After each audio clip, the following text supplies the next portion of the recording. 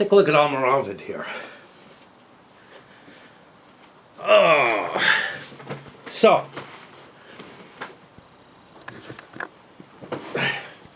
this is the second of the Levy and campaign series.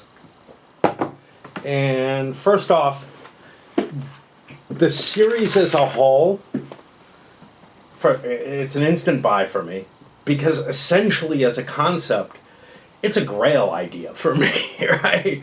This was something Wargaming hadn't managed. All the prior games that maybe tried to take a more, I don't know, some kind of operational type view of medieval type conflict. First of all, I don't think they exist. I mean, I'm trying to think back. If you start thinking back to, like, you know, the 70s and 80s, I just can't think of anything that really attempted to. Now, none of the fantasy games managed to do it, even though they were set in sort of a semi-medieval or a pseudo-medieval type context. But in terms of historical stuff, the historical stuff mainly focused either on tactical, or there were a couple of really big strategic type games. And the tactical got it wrong, we'll leave that alone. The strategic got it really, really wrong in a lot of cases, unless it abstracted things to such a level that, like, Empires of the Middle Ages, which is, you know, you're not really focusing much on the military operations at all at that point. So what I was really, you know, always looking at is, what would it take to make a game that captured the reality of combat that was, and you can look at this in a lot of periods too, but a combat situation that felt particularly futile as well as feudal. Right? So if you look back at the 100 Years' War, and this was sort of the cornerstone of what I wanted to see, you have the idea of the chevauchée, right? Where a force of nobles would be gathered together for their, you know, their period of enlistment, let's call it, of service to their lord, and they would go out and really not capture anything. They would just kind of plunder the landscape a little bit. And it would weaken the enemy, and as long as you had the advantage, you would be the one doing the damage. And then, you know, every now and then, you would invest in a siege. Now, in the same time period, you have the crusade operations, but those had a very, very different flavor from what was happening in Europe. And this is kind of, I wanted to see something that represented the reality of European struggle. And this is the only system that I know that makes a really serious attempt to do so. And it does it well enough that, yeah, after playing Nevsky, I was like, you know, I'm not sold on whether I enjoy playing it or not, but like other newer mechanisms, I can learn to like it if it gives me enough, and it gives me enough. I haven't, you know, I haven't fully internalized the way the system works enough to be really, really comfortable and to say, yeah, I just enjoy just playing these, right?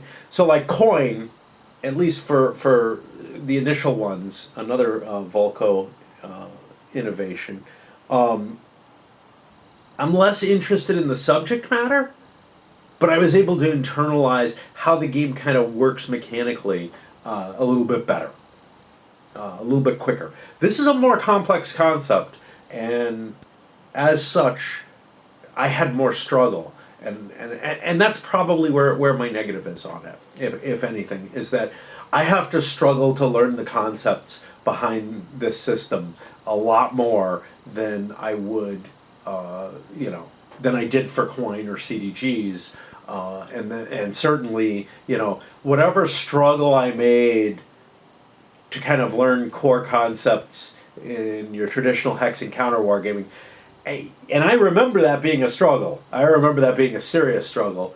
That was done so long ago, and I was such a, I was a very different person. I was very much younger and maybe more willing to make mistakes than I am now. But also, so excited by the techniques. Anyway, all that said, how do I feel about, I guess, the system and this particular game is of interest. But before we get into that, let's start looking at some of the particulars of the components, because that always helps guide the discussion. Although I really want to jump into, the punchline, as it were. And I already kind of have, haven't I? All right. Counters, GMT the box. GMT's armored boxes, they're just awesome. They are awesome. I love them. GMT puts out really nice quality counters. You don't even have to clip these. They come rounded. The higher end games that they put out, the ones that they have some more money for or whatever for production, maybe have less pieces. So you're not going to see a World at War with a hard map and counters like this. But Gathering Storm and is the other one Storm over Asia or something like that? I don't know. I have it. I haven't played it yet. I had to get it because someday I may break out a World at War again and want to play the multiple. And I kind of do want to play the whole thing, but anyway. You won't see something like that with thousands of counters being converted over, but this has a reasonable amount. So they put out the higher quality. They're thick enough counters. They're nice. They come in a counter sheet where each counter is individually placed. You have a bunch of wooden pieces for the different types of troops. Some extras because they colored them wrong. Oh, there was something that bothered me. Yeah, here's what it is. So I have the knights separated because in the lighting that I was doing the sorting, I couldn't tell the difference between the knights, the silvery color and this kind of gunmetal gray of the men-at-arms and the sergeants. Honestly, under good lighting, I have no problem, but it was hard under that, and I was kind of like, wow, if they were going to replace something, I wish they had replaced the knights, because I can't tell them apart. But under decent lighting, I can. You have little counters, little cylinders that you use for your lords, and then these service markers that indicate how long they'll be on the board and whatnot, which is a really clever mechanism, to tell you the truth. Cards, poker quality, pretty good. Maybe a little too stiff. I don't know. They're not the really all. So GMT has, at the highest end of games, some of them at least, they have these really, really stiff cards that are very difficult to shuffle. These are kind of small decks, but they have some flex to them. I like the cards to be really flexible, but I don't think GMT makes ones that are really, really flexible. Just, through the producers that they have. The dice, yes, the most important thing. They're too big for my taste, man. But the colors match the game perfectly, so we'll keep them in here instead of moving them. They do this with every game. They match the colors to the game. But here, these colors are really kind of odd. This sort of olive green and yellow. Dark olive green, not like army olive green, is really just such an oddity that I feel like I have to put them in the game because I don't know, they're just so blown. One of the things you have, in addition to the extra pieces that are the wrong color, they give you a couple extra cylinders in case you lose some. You don't really, I mean, it's conceivable that if you lost some of the other things, like serfs in particular, come to mind, you wouldn't have enough pieces to play the game. But that would be in very odd circumstances. But if you lose a cylinder, things are kind of bad. They also give you extra stickers to put on the cylinders. If you mess one up, which, you know, you can usually just peel it off and move it. Or if you lose a cylinder or whatever, so that you have the Lord, the correct Lord icon on each, I don't know the right word, image, I don't know, on each one. For player aids, we have the one I never used. This gives something, I don't know what it's useful for. Orientation map. It tells you who starts where and whatnot. I really didn't find that necessary.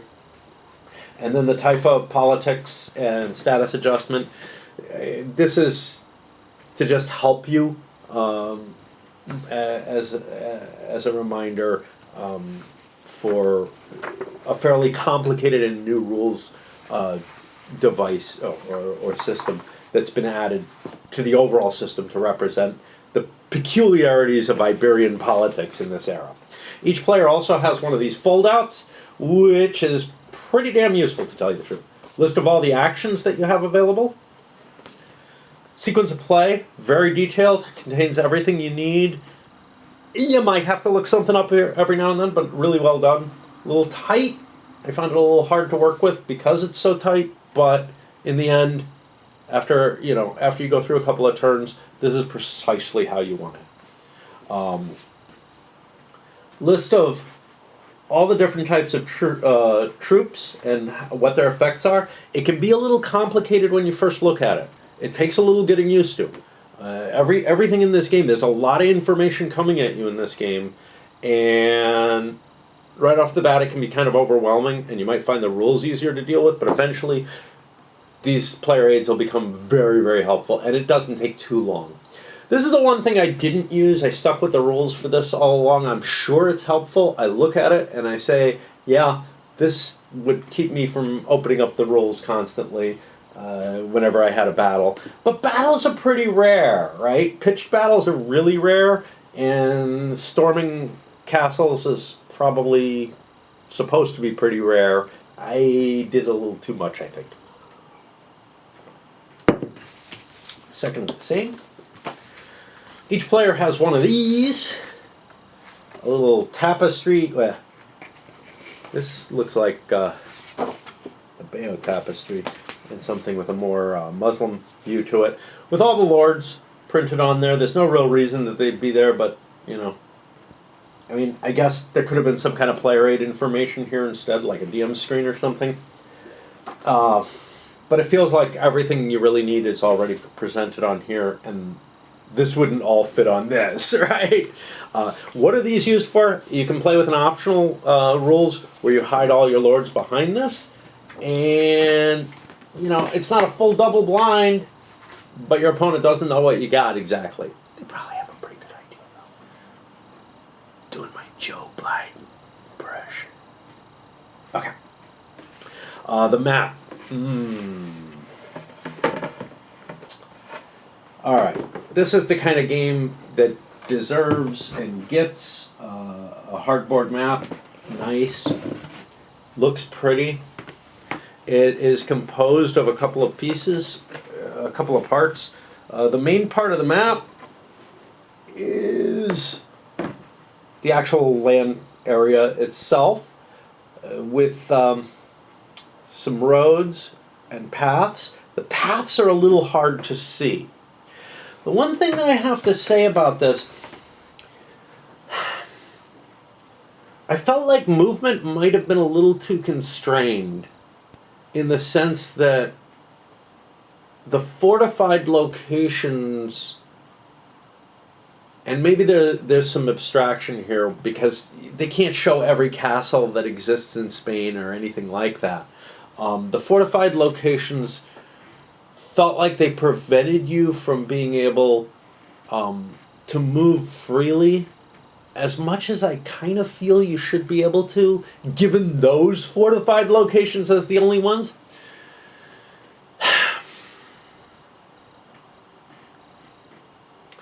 basically, since you can't trace supply back, and this makes sense, it becomes a very, very difficult thing to perform deep raids. There are cards that are going to help you do this, though, and that's important, because the way the cards... Oh, I should talk a little bit more about the cards other than just the component quality. The way the cards are represented... they probably give you the capabilities to do certain kind of deeper raids and stuff like that you wouldn't want to always be able to do. And the cost for making them is reasonable, to tell you the truth. So, all right, the cards themselves. I found this in the cards, I found this in some of the rules, but especially on the cards, an attempt to be parsimonious with language and, you know, to fit, because you have two different kinds of card.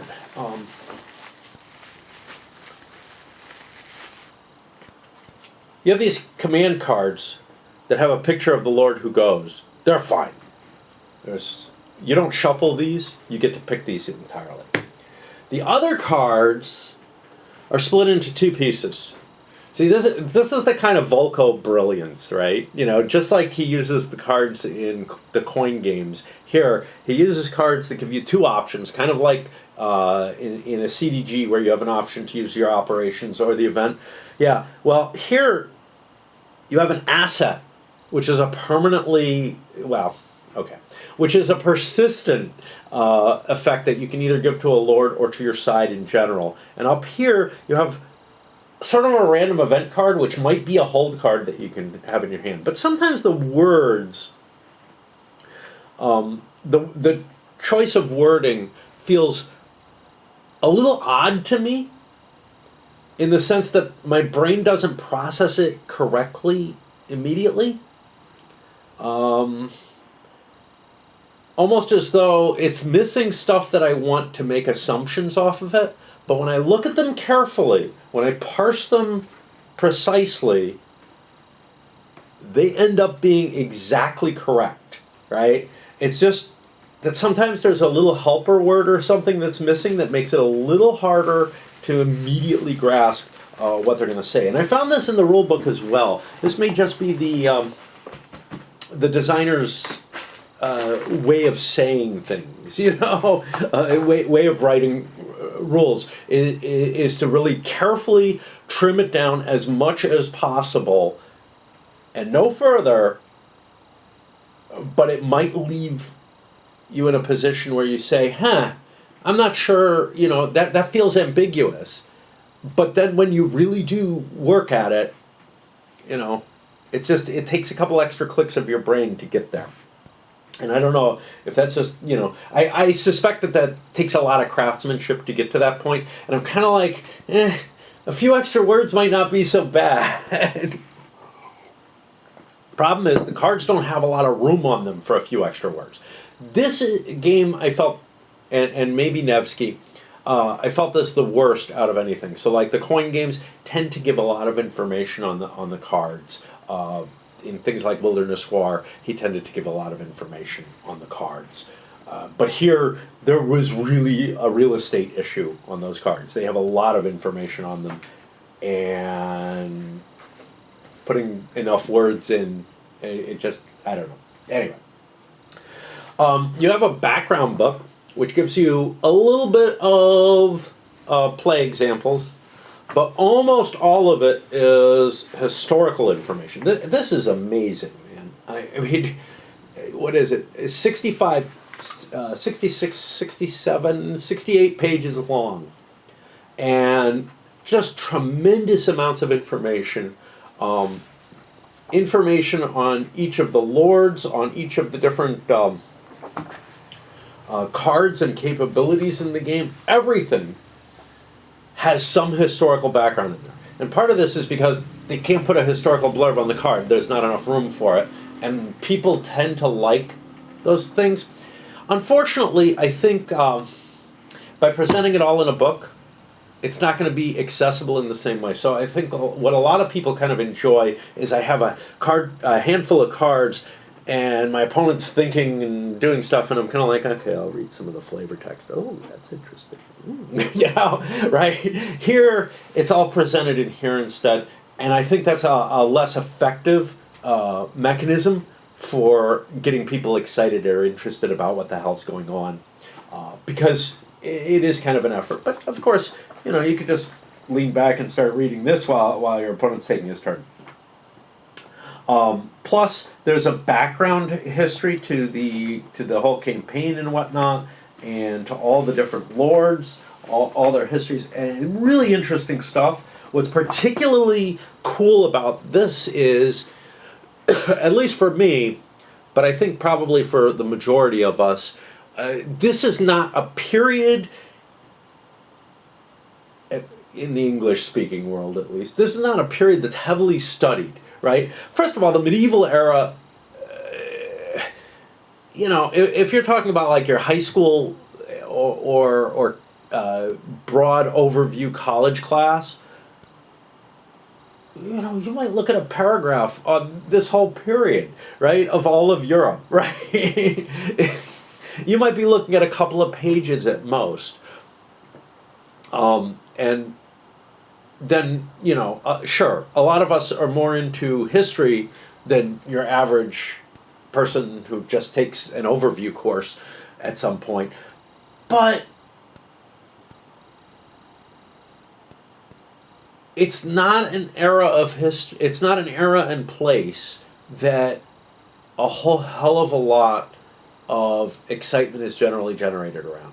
What I mean is, it's just not something that tends to draw gamers in, right? Or historians or whatnot, for whatever reason, there's not a lot of popular shows talking about this era in, if you look on YouTube and whatnot, you're not going to find a lot of information on this. Whereas, if you look up like the kings of England, you'll find like hundreds of people have done lists of them with all the information about their reigns and whatnot, going, an hour into each and everything. And it's like, Jesus, man, why not this period? And same thing with Nevsky, to tell you the truth. Again, a section of history that's kind of obscure in both sort of general knowledge, but also in terms of gaming draw. It's an odd choice in both cases. Like, if I had picked one, it would have been the 100 Years' War to go to lead off with. That one's not done yet, but I do have the Italian one, which we'll get to soon. Because to me, this is just this is just such an exciting. This may be the most exciting innovation in wargaming for me. Say, going back to the GBOH stuff and some of the stuff like Musket and Pike and stuff like that have taken specific facets of tactical situations and really looked into them. Not quite at the level of, say, written orders for the gunpowder era, but anyway. All right, the rulebook. Reading the rulebook, in part because of that parsimonious use of language and precise, and in part because it's very much a procedural rulebook. I found it difficult to just pick it up, read through it, and get what the hell was going on. I know that happened to me with Nevsky. Well, it's been a couple of years since I played Nevsky, right? And approaching it again, I'm kind of like, well, this shouldn't be so hard. I've done it once, right? The rulebook's not that different from Nevsky's. It's got a few little changes to represent the specifics of this circumstance, but for the most part, feels about the same. You can even see they have the differences actually highlighted in here with these little gold triangles to tell you, hey, this is something that's not present in the core rules from Nevsky. I'm sure there are things in Nevsky that didn't make it into here that are just missing and they're not placed. Yeah, again, Chromey type stuff. This is not all Chrome stuff though.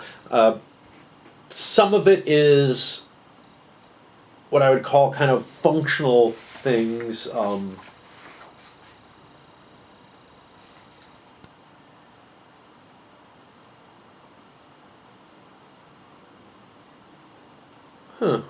I used to have only had 3 cards.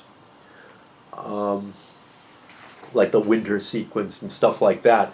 That's kind of important to the overall. Some of it though is scenario specific type stuff, like the way the typhus work and stuff like that. But for the most part, the rules are the same rules. But even having played Nevsky and vaguely remembering it from a couple of years back, and I played it a couple of times, I'm left with this, after reading it, better change this. I didn't know what the core principle of the game was.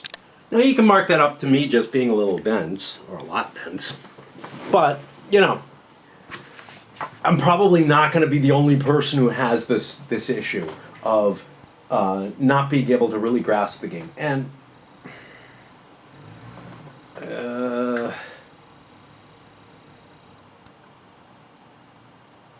that happens a lot with some modern rule sets. I'm thinking Axis Empires here, where it really, really hit me, because that was just so procedural that I had to go back, and I was lucky that I had a copy of Totaler Krieg, because the rules in Totaler Krieg gave me an idea of what they were trying to do with this sort of cookbook form of rules. These are not at that level, not by any means, but they are somewhat problematic.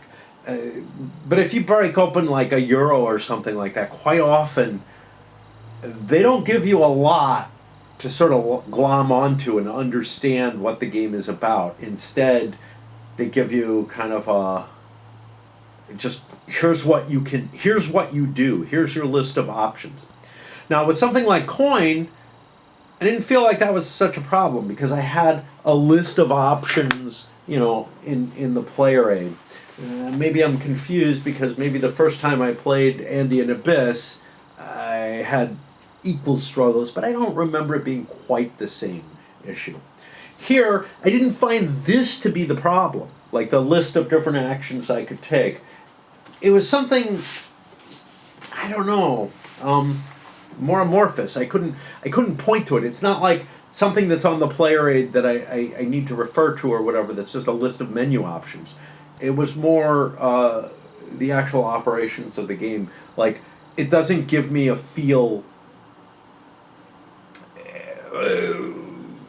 It just felt like it didn't give me the correct feel. And the thing is, they go into the stuff you need, so it's like service markers. Those didn't sink in very well, but they're such a different concept, right?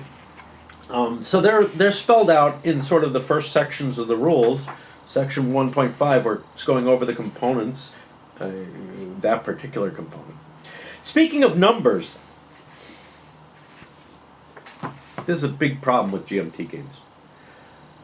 Numbers are not used enough in GMT's rules. And what I found was there were sections where, you know, half a page or something was under a number. I'm looking to see if I have one here. So here we have 1.91 Arts of War. Okay, it's under 1.9, it's 1.91. I expect this paragraph right here, from here to here, to be 1.91. Then I expect another one here and here and here. Maybe 1.9 and 1.1, you know? I don't know. But I expect that. And instead, 1.91 goes from here all the way down. Go to another page. Okay. So 1.91, what I'd expect to be this size paragraph maybe, or maybe this, is from here down to here. Okay? What does that do? I mean, you can go overboard with numbers. Your Quinto games is the exemplar of going overboard. For me, the perfection is really the old SPI model. And it's what I'm used to. I got to the Avalon Hill numbering system, and I was kind of like, well, this seems a little crowded, a little messy, and it doesn't really work quite as well. I get to the Quinto, and I'm like, there's so many numbers in this damn thing that I can't understand the rule book at all. GMT has a tendency to put too few. And how many too few?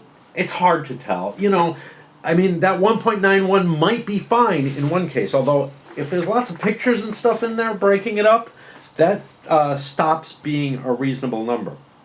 Here's another thing. The big headings are easy to find, but once you get down to two decimal points in a numbering, it's put in this italic, and it just fades away, and it's harder to see the numbers, which makes the rulebook much, much more difficult, even when you look up in the relatively decent index, right? You got 2 full pages of index material in a 36-page rulebook, right? And a rulebook with scenarios in it with a big picture on each scenario, and each scenario takes a full page and whatnot. There's not a lot of rules in this game. There really aren't, like in terms of word count and whatnot. Probably because of the parsimonious nature, but we won't talk about that again. But it, you know, and so this is a pretty comprehensive, but not absolutely, because I look for victory or a win, and I can't find that in here. Of course, it's right here on the index. We have an index. Sorry, table of contents. We have a table of contents and an index. Brain not working right. Brain no work good. We have a table of contents and an index in this. That's very helpful, but I'm not sure it's absolutely necessary to have both. I would rather have just the index. If I have to have one, I want the index, right? But I want it to be a little bit more complete. I want to be able to find victory in there. So I actually had some trouble finding that. What about the mechanisms in the rules? Let's look at the sequence of play. This is the easiest way. Okay, so the game is broken into, each turn is broken into 2 pieces. The levy and the campaign. And in the levy, when the levy breaks, in the levy, you're basically assembling and preparing your forces to conduct their operations for that, 30-day period, 40-day period, 40-day period. And then in the campaign, you actually do the movement and fighting and raiding and all that. Okay, all makes sense. All right. The way the levy begins, in general, is each player draws a couple of random events. That's nice. I like random events, right? There are some hold cards, some of which feel a little godlike.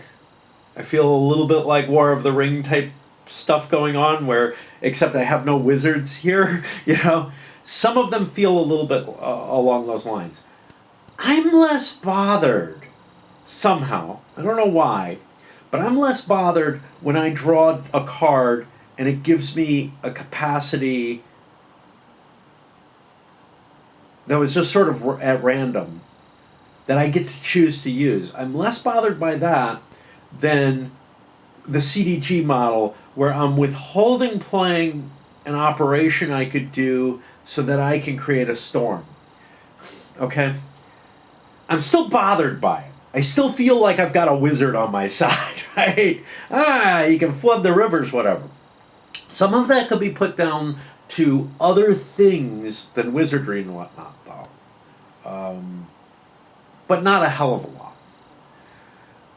But it disturbs me a lot less when I'm not making a point this balancing cost between, do I want to use this card for A or B?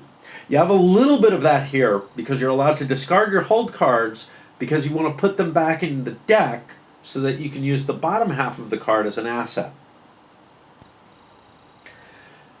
That feels far enough separated, though. It's not like that decision of, do I want to move or recruit some troops with my operations points, or do I want to be able to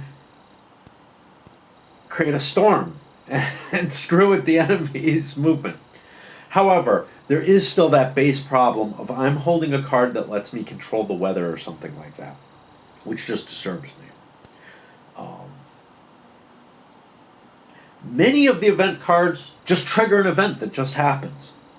Some of them trigger something that I'm like,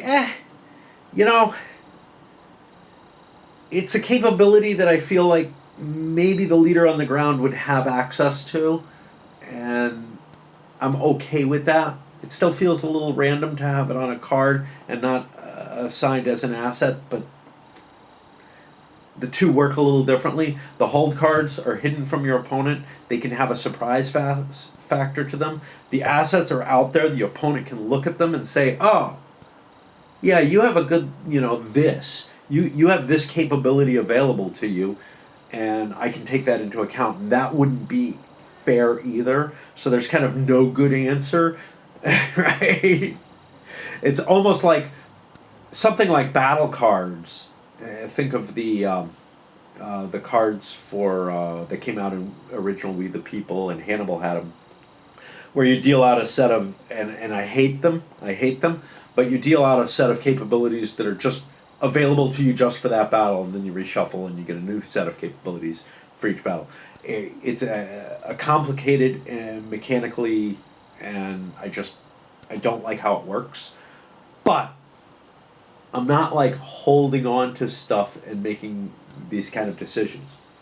And certainly gameplay wise, the idea of being able to hold cards and make a choice with them is a very good one. It's part of why CDGs are so popular, right? Or were for a while at least. I don't know if they still are as popular.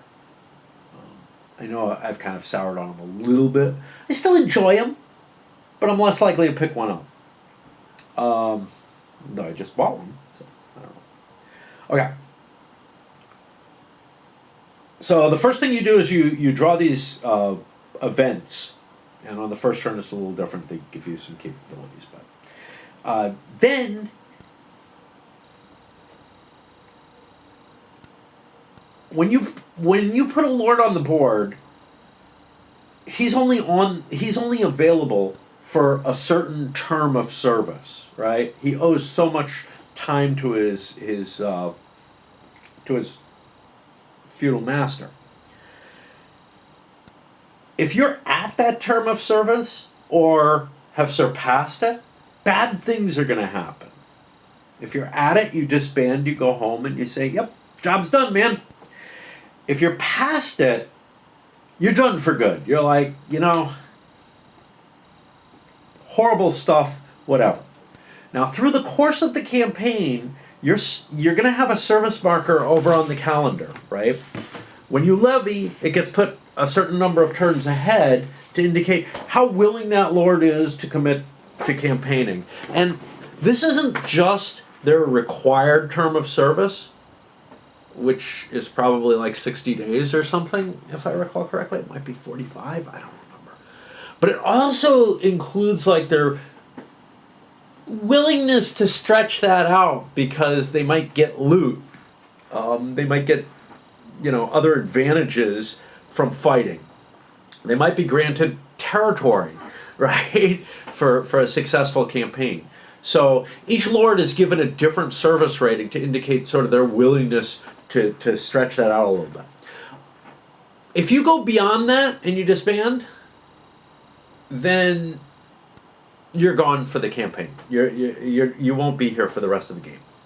The game's only 2 years, so it may not be. It's not like, yeah, I'm done being Christian, man. No, it's just I went over my limit, and I served you more than I had to. I don't have to serve next year, which technically isn't true, but but feudal lords played little games like that, right? So that's all kind of cool. Well, the next thing that happens in the levy phase is if someone is, if someone's on the calendar at all, you can pay them coins, or they can pay themselves coins, or loot in the proper circumstances to be able to extend their service period. And this is really nice because it shows that if the campaign is successful, or if the overall lord has enough cash on hand, which could just come from taxation, they can extend their so-called service in the field. And in fact, if horrible things have happened and they've ended up through losses in battle or through starvation, having their term of service cut shorter, i.e. moving their marker to the left, to the port on the calendar, then you can counteract that by offering them bribes, essentially. And it all works very nicely, really captures the essence of, how you kept an army in the field, right? Okay. So you have an opportunity to pay, and then you effect any disbandments that are required. You really don't want your lords to go away forever, but you kind of don't want your lords to go away in most cases. One of the things that I noticed in Nevsky, and it happened here as well, is sometimes your lords get beaten up, though, and you kind of be happier with them going off the map, because then they can rebuild their forces during the couple of turns they're off the map. When they disband, their service marker goes away, and the cylinder is put a number of turns ahead on the calendar, I believe equal to their length of service. So if there's someone who committed to serve for a long time, it takes a long time to get them back. I don't know how realistic that is, but okay. All right. Then the next thing you're allowed to do is to muster. Now, mustering's kind of weird. A lot of it works perfectly fine. A lord can muster his subordinate vassals for additional troops, and there are two ways to do it. In the advanced rules, they do go on the calendar. In the basic rules, they're just pushed up. They're extra troops for that lord. He can muster resources for transportation, and he can muster assets from cards. When you muster assets from cards, you take the entire unused deck of cards and look through it and decide what you want to use. And each lord has a certain rating. I don't remember what it's called. It's not the command rating. I think it's the lordship rating. On how many of these muster events they get to do. They can only do it if they're in a friendly location, though, which is difficult. You start out at a friendly location and you can stay in one all game, so it's not hard in that sense. But if you're conducting a campaign in enemy territory, you have to successfully capture something to make it friendly, right? You either have to capture a stronghold, or you have to convert an entire taifa over to your side.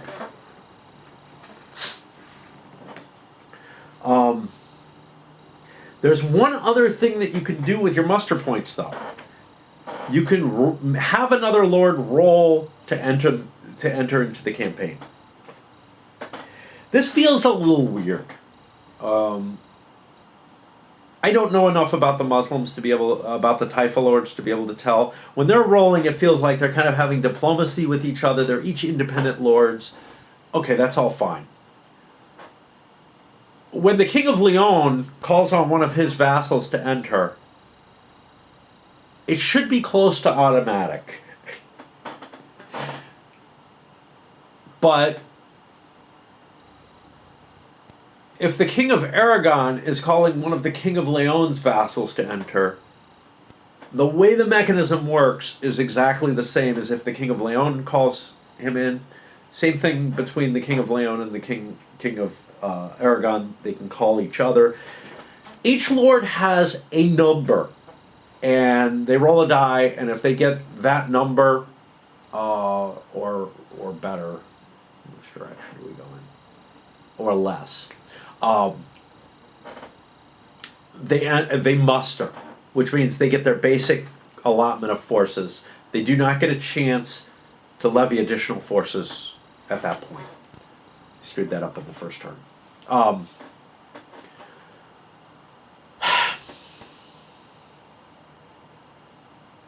Something feels a little weird. It feels like there could be some chrome in there, so that, like, you know, if Sancho is trying to ask one of Alfonso's subordinate lords, one of the nobles of Leon, to enter into the game, he should have a less of a chance than Alfonso doing it.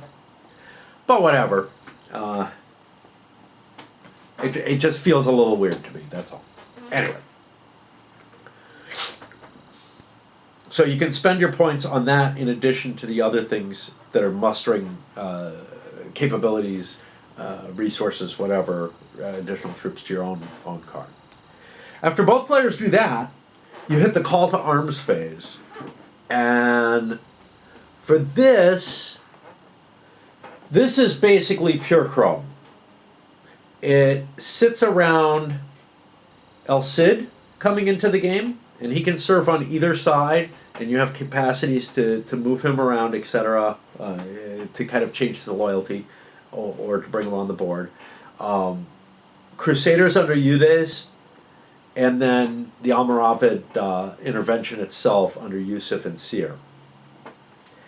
This is just bringing in essentially an extra lord, but they have some extra capabilities. So, like, Yusuf is able to bring a Taifer lord in if he's in the right location, etc. And you can grab victory points in exchange for some of this stuff. And some of the cards affect them. That's how the levy phase works. For the campaign phase, you set up a plan and you order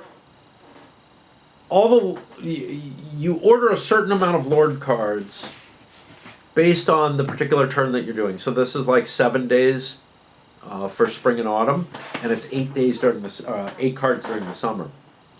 7 cards, 8 cards, and you stack them in a pre-programmed order. And when you flip those cards over, you'll be able to activate that lord for the amount of commands that he gets to do.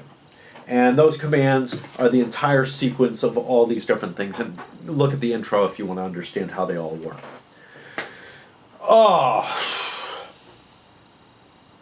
So, first of all,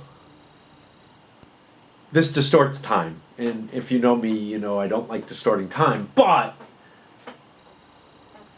it prevents you from being able to coordinate campaigns in a way that would be ahistorical in this period. So overall, I think it's a very clever mechanism, even though it distorts time. And I mean, look, you can't play a war game other than like an RTS, right, on the computer. You can't play a war game reasonably without time being distorted to some extent. This distorts time in a way that's unfamiliar. It's not the I go, you go mechanism that we're familiar with. It's not a normal, well, it comes close to a normal pulsing or a chit pull type thing. And it works well enough. And I think it's really part of the brilliance of this system.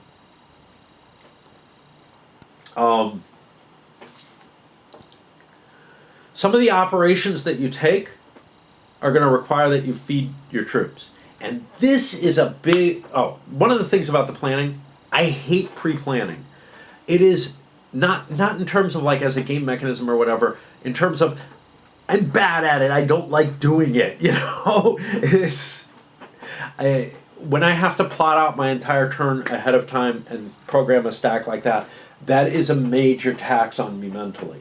However, it's a really clever mechanism that I respect a lot, even if I kind of don't enjoy playing it. What I love doing is writing out orders, but that's a different type of game that we just did recently. Okay.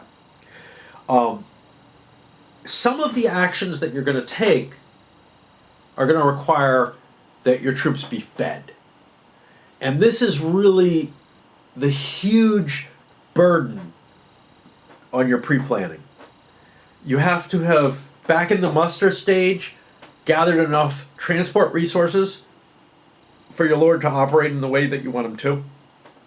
During the planning stage, you have to figure out where you're going to get the resources and when, in order to finally do the couple of things that you're going to do in the course of a turn. Unlike some games, like if you look at a CDG or something, some of them you play a card, and if you activate a leader, you do something to mark the leader moved or whatever, so you can't move him again. This isn't like that. You have enough time in your 40-day turns to be able to go quite a distance and do quite a lot of stuff. The real problem is sort of the inertia of the Lord themselves and of the army that they control. Which means that it makes perfect sense that each Lord has a certain amount of cards that they can use. There's some coordination that's available through the use of lieutenants and marshals, which can be very, very helpful. In fact, without at least a lieutenant, which is something you can sort of make at the beginning of any campaign phase, and preferably without, if you have a marshal, you're not going to really be able to capture fortified locations with your lords. But by spreading your lords out, you don't get more actions total. Well, you might. So, if I have 2 lords, right, and they each have 3 cards, if I split them up, they get a total of 6 actions between them. If they're moving together as a lieutenant and a subordinate, they only get 3 actions. The subordinate's cards don't count anymore. A marshal is especially neat because a marshal can move his forces and they're not really his subordinates, but the people with him can do things after being moved on their own cards, like gather resources and pillage and start siege, start assaults and stuff like that.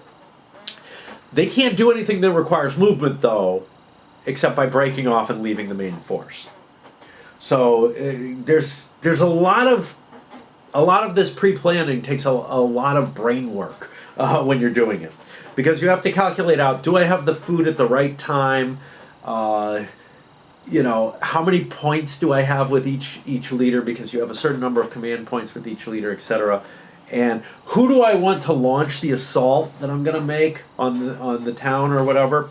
Who do I want to do my supply actions because they might be able to get more food? Everybody in the same space is able to share food, sort of.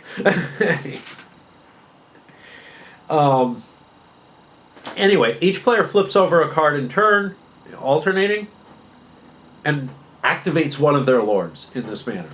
And it really, really works in a way that I feel prevents you from overly coordinating, prevents you from doing too much, and gives you a nice flavor for that sort of medieval sort of how active you could be, whatever. Anyway, after the 40-day campaign, there's a little bit of cleanup that happens. Most notably is the wastage step, but there's things kind of like it. The wastage step, if you've got more than one of any type of resource or asset on a lord, that lord has to discard something. Need not be the thing he has too many of. It's kind of neat. Okay.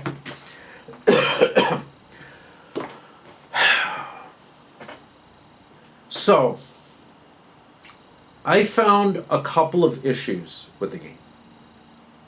And we always like to dissect and find... We like to find the negatives. And I mean, I am hugely positive on this system, right? I'm all in on it right now. Oh, first, the planning side of things, yeah, I don't enjoy doing that much, but I'm getting kind of used to it, and so it becomes easier. But I fuck up. I fuck up a lot. And fucking up is no fun, right? Of course, being perfect isn't particularly fun either. Like, you want to fuck up a little bit because you can look at it and say, oh, that's neat. I get an idea of why that happened. But I fuck up some big stuff, some of which could swing the entire game, right? Very, very easily by just making some simple mistakes. Like, I got Alfonso and his entire nobility overextended and ended up being attacked without a place to retreat to. Even though, so overextended, right? Here's where I was. I had captured Cordoba, and was trying to extend in this direction, and the Muslims came through Cordoba and attacked me from behind. They didn't take Cordoba, they bypassed it and left it. It's in their rear. It's a problem for them. If they had lost the battle, they may have lost their entire army. But basically, I was able to wipe out the main leader in the game and most of his subordinates with one battle. And that's all fair. But it's frustrating that I made that mistake. Now, I think I would have been frustrated with either side, because had I looked at it and said, oh wow, the Muslims have to retreat back to the space they came from, but they can't, which may be the case, I'm not sure. That would have been devastating too, in the same sort of way. So both players were taking a huge risk, and maybe the Muslims more so.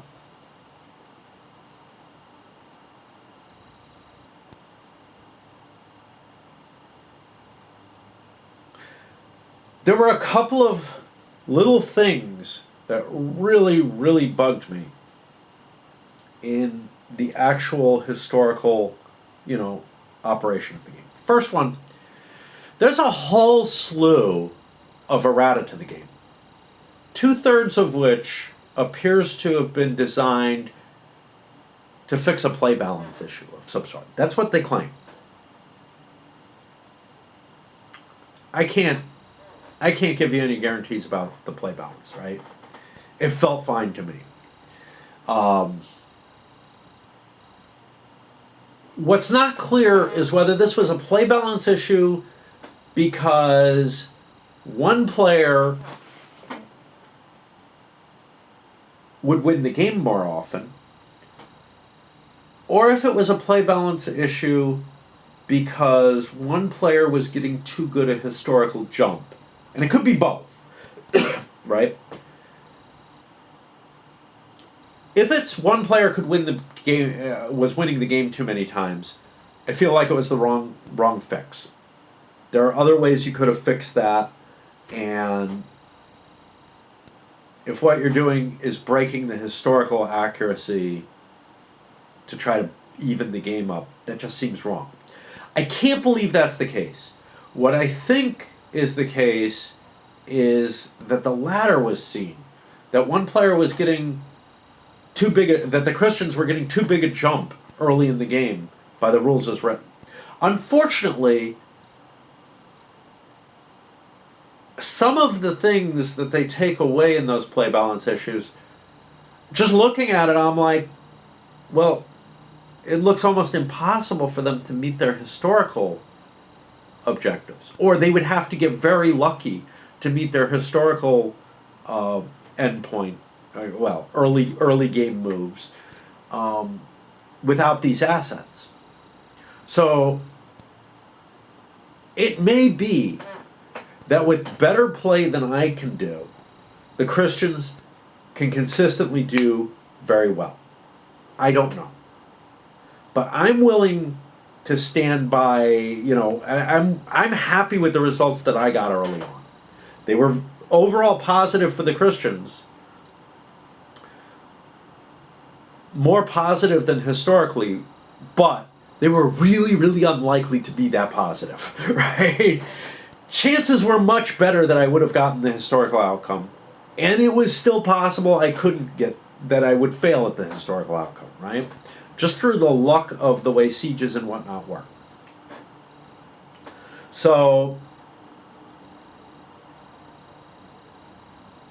it could be that through extensive play of the community as a whole, people were finding, hey, the Christians are just doing too well in the early turns. But I didn't see it. And I'm perfectly happy with having played the game without those balancing options. That's the first one. The second one, there is a rule, and I may have missed some things that really bug me, but there's a rule about curias here that shows up in the first year's autumn turns. Christian player has an option, or under the play balance rules must, declare a curia if he meets certain objectives. And then those remaining turns in that year are no longer. They're just sort of wiped out, and there's mechanisms to make them go away without causing any problems of any sort. But I think the intention here is the Christians are still supposed to be on the offensive during that period. That is a time when they are supposed to be gaining points. And that they can trade those, can or must, trade those points that they could gain away for an extra victory point for each turn by taking the curia.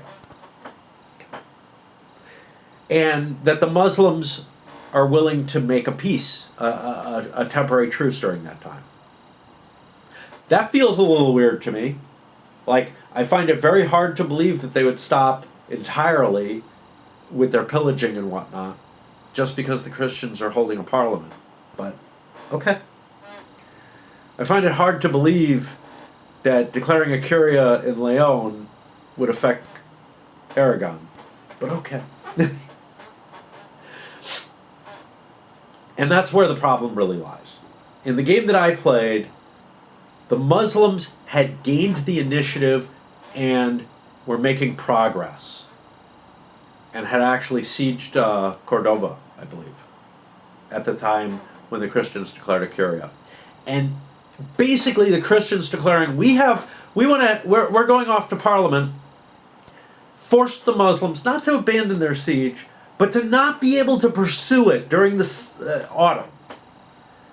That feels absolutely wrong.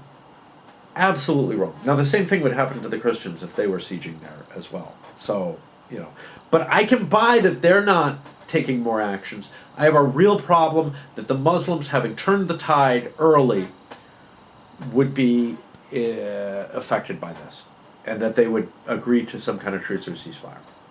So I propose a change to that, which is that if the Muslims want, they can give the Christians the point that they'll get for declaring the curia, but the turn continues as normal. So basically the Christians have the option or the requirement to declare a curia, and then the Muslims have the option to say, yeah, you're not getting the curia, but you can have your points for it. And I think that's perfectly fair, because in general the Christians, I think, should be still gaining points at that point, but the trade-off might be worth it for them. And under the play balance changing rules, they would be forced to declare the curia if they could, and the Muslims would have the choice of whether or not they want to play out the terms. The other one is more complicated. There's an automatic victory condition when one side has no lords during the campaign phase. The other side just wins an automatic victory. And that also came into play.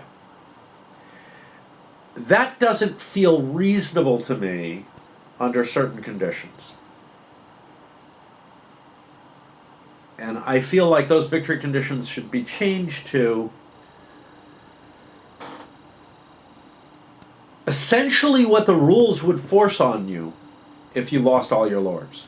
You would have no more capacity to muster new lords. You might be able to call to arms if you're the Muslims, and maybe disallow that. But basically, if one side had already banked up enough victory points, enough territory, that they've got the game in the bag, and then, oops, I didn't have enough coin, and my last lord decided he's done campaigning for the year. That doesn't feel dramatic enough to have reversed all those gains that I got. And given that, I think that allowing the other player to play out the remainder of the game in order to try to catch up is the proper solution. Now, in most cases, the game's probably going to be close enough that even one turn, which is the situation I was in, is enough to turn the tables. So if you were behind and you wiped out the enemy, and the enemy's lords all left the battlefield, you would be able to leap their victory point condition. But if the game has been a total blowout, and oops, I forgot to tax, I wasn't set up in a position to tax, or I didn't have some way, to extend my lord's service, I just lost this whole 2-year campaign that's been incredibly successful. I took everything but Granada, as the Christians, but my last lord decided he wanted to go home. It just doesn't seem reasonable, especially given the way the curias worked, right? It's sort of the opposite situation. Anyway, I feel like those two things need real fixes, and they're the kind of fixes that could be made on the fly without a problem. The curio one, though, kind of blindsided me because I didn't know how the winter was going to work. Yes, I read the rules on it, but I never played through one. So those are two options that I would definitely suggest probably need to be baked into the game one way or another, just because they feel so discordant. The other one, and I went into this in my wrap pretty heavily as with those, but I want to highlight these because I know people watch my reviews more than they watch the playthroughs and even the wrap. The other one is, and let me swap my battery because I know I'm in trouble here. The other one has to do with the whole concept of capture and ransom, which is absolutely not covered in this game. This is a major feature in medieval combat. I had a situation, like I said, where pretty much the entire cream of the Leonese force was wiped out, at least in game terms, whatever that means. All the leaders were gone for the duration of the game. This doesn't lay very flat, unfortunately. And it's not clear to me that this was a situation where, King Alfonso or his lords would have been captured. There are possibilities. You can say they were able to, get away, even though the army was dispersed and destroyed and whatever. But they would have been able to get away. They just wouldn't be able to raise a new army within the course of a 2-year time span.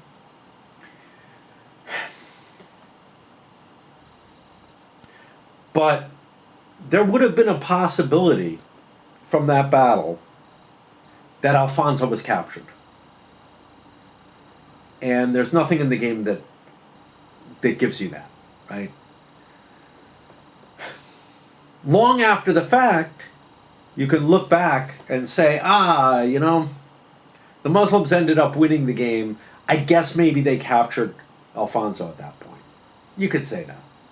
Or not, or they killed him, in battle. But there's nothing that specifies it in terms of like getting the narrative from the system itself. All you can do is make certain hypotheses about what happens, either at the time, where then you're going to have to maybe make more shit up because, hey, look, the Christians actually won, or whatever. And I find that very unsatisfying. It's like there's an important facet to the goals of medieval. Oh, my ear is killing me. It's itching and itching and itching. I need to get a Q-tip. Because wetting my finger and sticking it in didn't help. And I just find that very disturbing. Now, another thing, this is not really a negative, is the game leaves me wanting more, right? Even from the very beginning when I looked at it, and I had this with Nevsky as well, I feel like I have this huge history in the companion text, and I know that there's stuff happening on both sides of this campaign, and I just want more to be going on. Yeah, I guess I would feel the same way if I picked up, well, I own, like if I set up one of my OCS games from the East Front that starts in the midst of the war and ends in the midst of the war, and I'm like, okay, so I played 1 year or 6 months or whatever of an offensive, and gee, I really feel I feel like I'm doing something that's just floating in the middle of everywhere, right? And this is one of the things that keeps me away from operational, right? I really like operational level of detail. I like that operational scope of a game. Well, not scope. I like the operational level of the game. But I want the scope to encompass more than a lot of operational games would do so. So I'm always into that kind of, give me a little bit more around the edges. Give me, so I don't mind something like a whiff or something like that has a sort of an operational feel to the way you manipulate your pieces. You could be playing a game of that same scale at that same size at the operational level, but with smaller, shorter scenarios where you're just, playing out something that seems a lot more limited. And, I'm always wanting to expand things. And this doesn't really allow that. And one of the reasons it doesn't allow it is there isn't a whole bunch of rules for what happens if you capture a king and how negotiations over such things would happen and everything. This, by limiting the scope, takes away that problem. But again, I feel like I'm missing something because of it, right? It's just the nature of how I play. I don't mind with games that kind of start you at the beginning and don't take you all the way to the end. So I'm thinking something like The Desert Fox, where old SPI game on North Africa, where you deal from basically Rommel coming on the scene and saving the Italians' bacon to a point where it was clear that he wasn't going to break through and make it to Alexandria. And then the question, and actually it takes you far enough that the Brits are I think, able to start pushing back already. But I'm not positive. I'm okay with that, right? That gives me the first, I don't know how many months, of an interesting portion of the combat. That's kind of along the lines of, just playing Barbarossa out. Yeah, how far did you get? That's good. I don't need the ending to it, right? I just need the beginning. But here, I'm coming in the middle, and all I have is these two little campaigns. Yes, it's a particularly interesting period. There's no question of that. It's the time when Toledo falls and the Almoravids come in. And everything on the other sides is really focused on these 2 years, no matter how you look at it. These are the two most interesting years. But I just feel like I need more, right?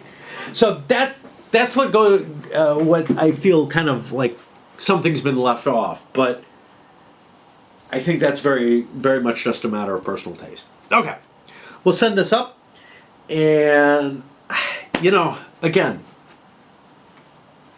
in some ways, I'm just amazed that a system could be designed that could work this well to represent this. I'm always in awe of someone like Volko, who is able to, distill something so different that captures a great deal of the essence. Most war games, most designers are just building off the others, and there are very few who have made so different ideas. In some ways, I mean, you have to put this in the realm with like a Mark Herman or whatever. In terms of, he's designed a couple of really innovative ways of attaching to things. You'll see other designers who have come up with lots of little clever stuff around the edges. Richard Berg, right? Works within the hex encounter and whatever, but came up with lots and lots of little clever innovations here, there, and everywhere. Some of which got more polished later, either under his own hands or under somebody else's. But here it's like the very concept of wargaming has shifted and isn't what it was prior. And there are a few designs that have done that, and very few. And this is one of them. And it happens to hit directly into like the, wow, I want a game that does this. And Levy and Campaign does that. I feel like Coin gets that shift. The CDGs got that shift. Maybe the Churchill system is enough to get that kind of shift. Most of wargaming has been this sort of constant building on top of each other. Now, you could argue something like Terrible Swift Sword made that shift, but it didn't really. Like Terrible Swift Sword, the shift that it made was let's take Mini's tactical roles and optimize them for a hex encounter board game. And you could try to say that, oh, Labatt did it. No. Labatt took Mini's wargaming roles and like didn't really optimize them, but just said, let's put them on a hex grid. It really tried to keep that minis feel entirely there. Whereas I feel like Terrible Swift Sword and maybe Wellington's Victory, but that's a little iffier. They both made a reach. They both at least reached to try and optimize them for the board wargaming, hex encounter, etc. So those are biggies, and I mean, there are people who may have done a lot of clever little wargamey, clever little things in the wargame field that maybe were as clever as the core idea behind this or coin or CDGs or whatever, but they didn't flesh it out enough, right? I'm trying to think of something that hits that kind of way. And I mean, I know that there are also some tactical games that use very different mechanisms that are more fleshed out. I have trouble pushing towards them. I'm trying to think of an example of something that was sort of a half-baked, this did this, but every time I start thinking of, I start reaching for one of them, they come out into that, what I call sort of the classic wimp game scenario there, which is something that feels so kind of abstracted, like Dune would be an example. Dune has all that cleverness, but it's not half-baked. But it has all that cleverness in it of a very different kind of system. But one, it's science fiction, and two, it's not really that sort of detailed simulation. It's this clever bidding kind of mechanism that doesn't quite work. Yeah, I'm having a hard time. Like I don't feel like Ben Madison's. I don't like it, but his system is very, very innovative. But it's really just the combat system that's so innovative. It's not like the whole world is different. One that might be one that I think does qualify is fuck.